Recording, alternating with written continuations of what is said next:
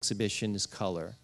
And these all deal with perception and really reward the viewer in a lot of ways.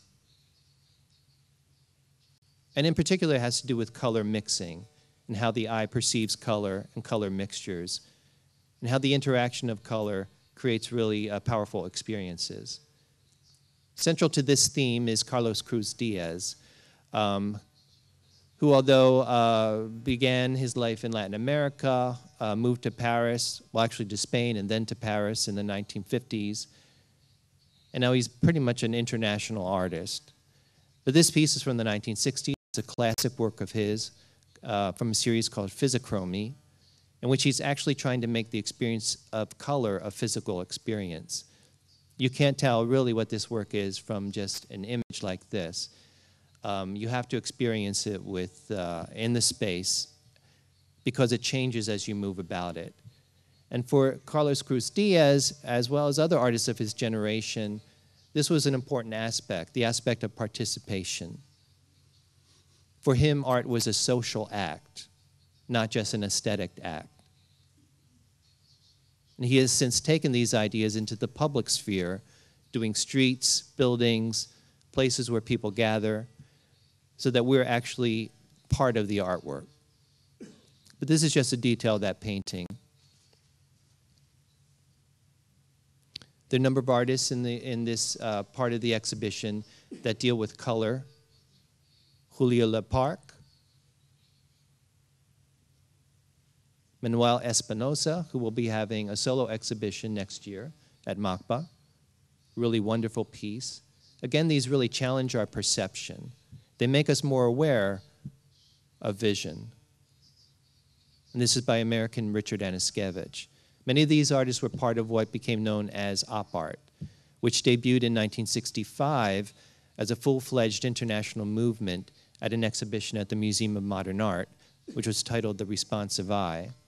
And that 50th anniversary of that exhibition will be coming up in a couple of years, and MACBA also has plans to celebrate that with a project of their own. But Richard Aniszkiewicz was essential to that movement, as was Joel Stein, who did this piece, a French artist.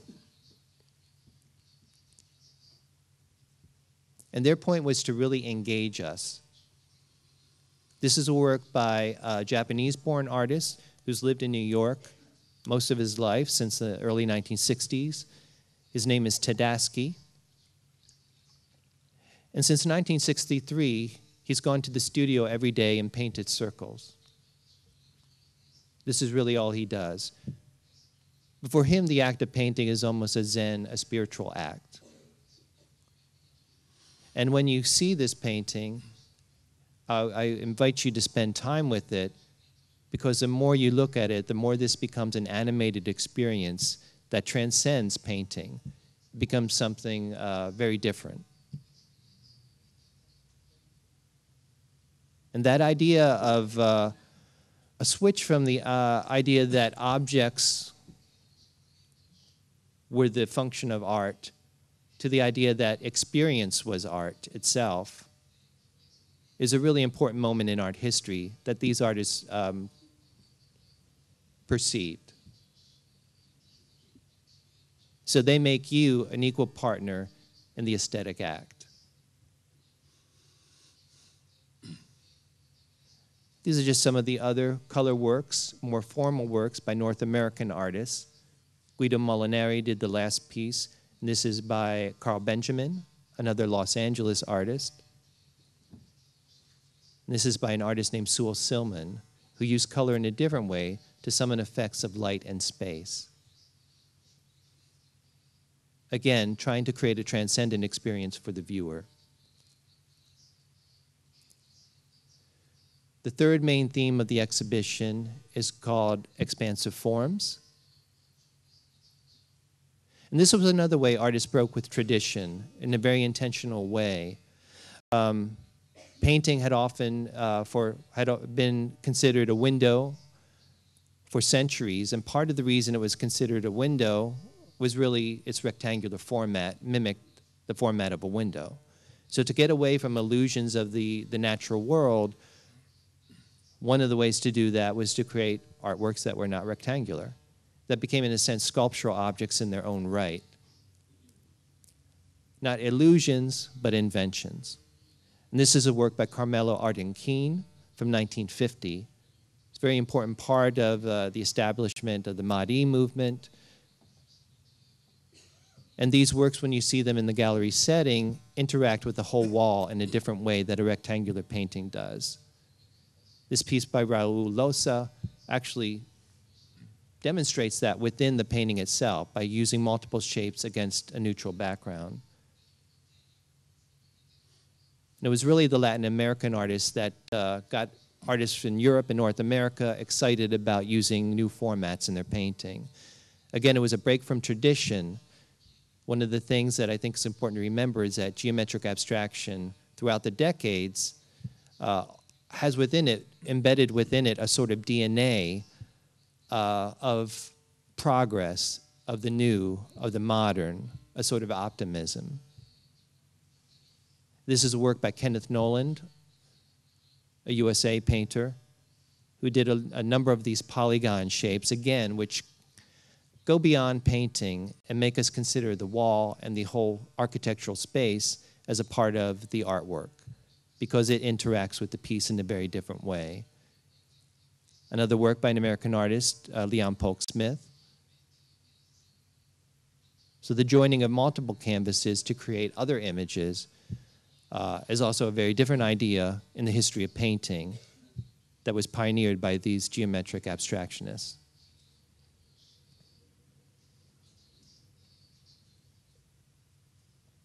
And the last theme in the exhibition is that of new trajectories. So this is where the youngest artists in the exhibition are, including Gabriela Bohr.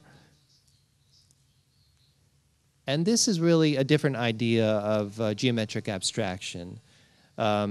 These artists are, we often talk about their work as cultural abstraction because they reference materials and forms of the environment, architecture, industry, and technology in a very deliberate way.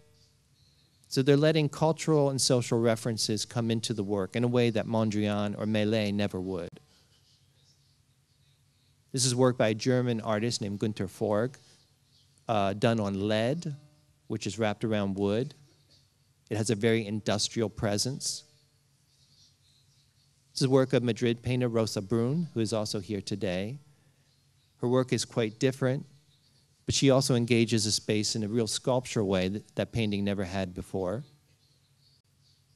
And I do perceive her colors as being something that wouldn't have been used in previous decades. It seems very contemporary, and to me, a bit industrial.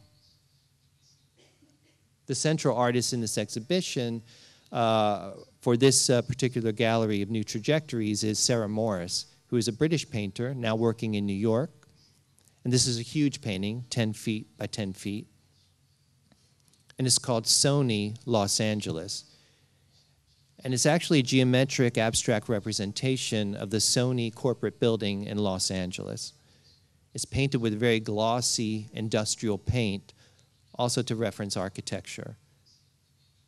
And for her, she's taking then the stability and order we see in Mondrian and Millet and corrupting that. It really now becomes, geometric abstraction becomes a symbol of power and wealth. And Guillermo Cuitca references that very well in a much different way by using these floor plans to create environments of containment and oppression. So where the early abstractions of orderly abstractions that we saw in the beginning with Mondrian, Millet, etc., have a very positive, optimistic spirit, here he's seeing that kind of order as being really the final result of that being social control. So this is then why we consider this cultural abstraction per se. You can see the relationship to Mondrian, but the meaning is very different. So we can't attribute like forms to like causes. And some of the newest work in the exhibition is very bold, very light, bright, very large, and really overwhelming visually. This work by Marta Minuhin is a great example of that, with very bold fluorescent colors. It's ecstatic in a way. This work by Fabian Burgos, which is huge, it's actually at least 6 meters wide. This, to me, references technology. And the youngest artists in the exhibition, I think, have grown up with technology in a way that the earlier artists hadn't. The computer is now part of their everyday environment since they were children. And with Burgos' work, we could almost see this as being computer-generated. The way the colors are blended is impeccable, almost like it was done in Photoshop, even though it is painted by hand. And even the horizontal lines, to me, reference scanning or the video screen.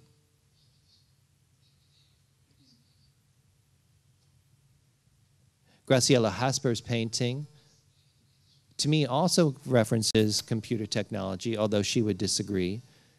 But this reminded me immediately of pop-up windows on a computer screen. But the overall effect, regardless, is one of instability. And she actually created, although she's a Buenos Aires artist, she created this painting in New York. So I can see that overstimulation somehow affecting the painting itself. And today I think instability is a more natural state for artists than stability and order. And maybe a preferred state, by the way. And I end with what is really, to me, the clearest example of how technology has influenced geometric abstraction today. This is the work of Gabriela Bor, who you saw a detail of early on. This looks like it could have been generated by computer, but it is painted by hand on canvas, a stretched canvas. And she's intentionally referencing art history by using those traditional materials and techniques and form of painting. But for me, it looks like it's a painting that's constantly generating itself in a very animated process. And it seems overwhelming, almost like the information age that we live in. So this is a really good example, I think, of how geometric abstraction, using some of the same language of the past century, can take on very different meanings in different times and in different cultures. And the overwhelming point of the exhibition is that art isn't created in a vacuum, but artists are responding to or reacting against the art that came before them. And in the case of many of the geometric artists in this exhibition, artists have sought each other out for a really intensive dialogue. They're inspired by each other, they borrow from each other, and it says something for the importance of that kind of relationship between artists over distance and time to keep art vital.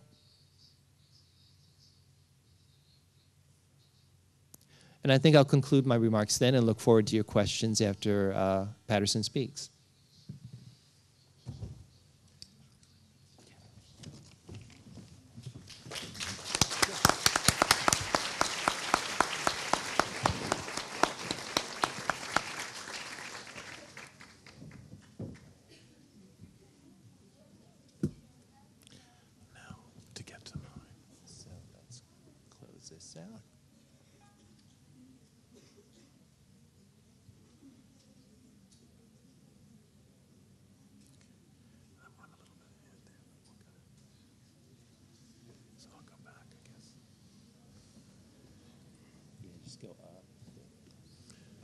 So you will see many parallels between the two talks today because we're dealing with the same group of artists and we're dealing with the same group of ideas.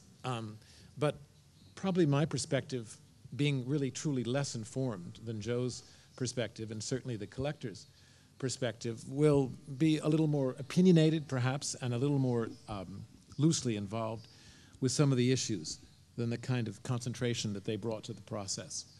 This isn't really a global collection because there is a great deal of work in other parts of the world, in Asia, in the Near East, and in many other parts of the world that probably isn't included yet in this collection. But this is the single most inclusive exhibition of geometric abstraction that really has ever occurred, and certainly this collection is.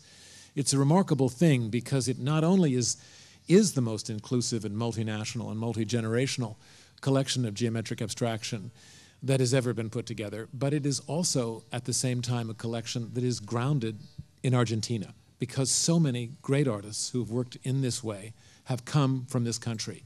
And that is a continuing process, as one could hear and see from the images that we just saw. So as I've thought before and said this morning when I was at the museum, all of you who are Argentinian, and I think there are many people who are Argentinian who are in this room, can feel enormously proud of this group of artists and of the notion that they took this international pictorial language and sculptural language of geometric abstraction, and they made it both their own and they made it something that was global at the same time. So it's one of the many dichotomies which I think are very much part and of this whole process. I think the language of geometric abstraction is becoming well known to all of you in this room, even if you've never seen a geometric abstract painting before. But the language of geometric abstraction in architecture is something that we're all familiar with. I have before me images, and you have before you, images of 6 different cities. Can anyone tell me one of those cities? Yes. So the very astute director of the museum has pointed out her own city. We have a highly visual person in the room, and she sees Buenos Aires. Can anyone identify any other cities here? Okay? Japan, yes. So I will read the cities across, because I know you know where they all are. And we see Kenya, Africa, in the upper corner there that I'm pointing. So Kenya in Africa, Chengdu in China. Next to Chengdu is Seattle, Washington. Below Kenya is actually Rotterdam in the Netherlands. Mumbai, India is there. And then, of course, the greatest city in the world, Buenos Aires, is in the corner. But I think it's possible that you might become confused city to city. You might realize, as I do, that there is a kind of language of geometric abstraction, which we have all totally absorbed in how we live, where we live, and in the way buildings have become built increasingly in this century. But let's keep moving, and we'll see 2 icons of early architectural modernism. One is a great building in a small town in Holland, in Utrecht, Holland, by Rietveld, a man who made not only buildings, but also made furniture that was very inspirational. And I think very quickly, as you now know from the vocabulary of geometric abstract painting, this was a man who was doing geometric abstract painting in many dimensions, in multi-dimension, beyond, one could even say, sculpture, painting this building in this extraordinary way. Next to it, of course, is an ultimate icon, at least for me as a New Yorker, the Empire State Building, pictured when it was built in 1931, when the vocabulary of geometric abstraction, probably not totally accepted in the art world, was already totally absorbed in the architectural world. So a building would be built like this because one would know it was built with money that people would know in 1931 could get filled by real estate, commercial real estate, because it was using a modern idiom. And it always interests me that modern art, visual modern art, paintings, sculptures, are sometimes the last form of a modern art which will be accepted, whereas architecture can be absorbed very quickly into people's consciousness. Now, I'll make this very elaborate. I have a couple of slides which are totally filled with words, and hopefully, even if your English is not fantastic, they're words which are kind of easily deciphered. But geometric abstraction is non-representational. Just to further the very wonderful words of Joe, abstract mathematical theoretical formalism, it has all of those qualities to it. And it has many different sort of aspects to it. So it can be very optical, as this list would indicate. It can put color into motion. It can, by color, expand form in very, very exciting ways. And also there's another feature which is the last on the list of categories which I've listed, which is color and form as a form of meditation or a mandala. The wonderful painting of the circles within circles within circles was really, I think, a kind of mandala, a way of being involved in the process of thought really using these paintings, some of which, of course, would excite us and animate us because there's tremendous kind of energy embodied in them, also to calm us down. Now, part of what has made, I think, geometric abstraction so utterly fascinating to so many artists and has kept it through multi-generations of the 20th into the 21st century lively is that it deals with so many dichotomies and can handle simplicity and complexity, systemic work and non-systemic and sort of idiosyncratic, very personal attitudes, symmetry and asymmetry, its opposite. It can be a monochrome painting, it can be black and white, it can be multicolored, and it can be a whole spectrum of colors. It can have one part or many parts. It can be very smooth, the application of the paint, or it can actually be quite painterly, and by that we mean a kind of, you can see the strokes of the hand of the person who made it. And it can be quite formal and seem to be not involved with anything having to do with our daily life, except something that could be in some way calm and contained. Or it can be quite conceptual and can be a cultural or even political critique in what it does. So it has this amazing capacity to be a true international language, transcending in many ways representational painting because of its ability to be able to be approached and synthesized and to be accessed by all of us. Now, one of the questions that I think some of the questions that the show really sort of raises for me in very provocative ways are there national styles, even regional and city styles of geometric abstraction? And of course, these questions are questions one could ask about any art form, a literary form, movies, any of the kinds of creative pursuits that in so many ways drive the lives of all of us. And I think it's fascinating to think, what is national? What really says the place that it came? Is there even a way that Buenos Aires geometric abstraction is different from abstraction that might be made by an artist who was in Argentina but living in another city? And what does the effect of the date of execution of a work, when it was done? We know that the earliest of these works was made in 1913. The most recent was made probably a few minutes ago by a geometric artist. And is it more important if the work is earlier? How does the date of the work impact on how we admire that work as a cultural object, as an art historical object, and quite importantly, as an economic object? If it becomes earlier in the artist's career, we tend to value it with greater monetary value than a work that might be later. But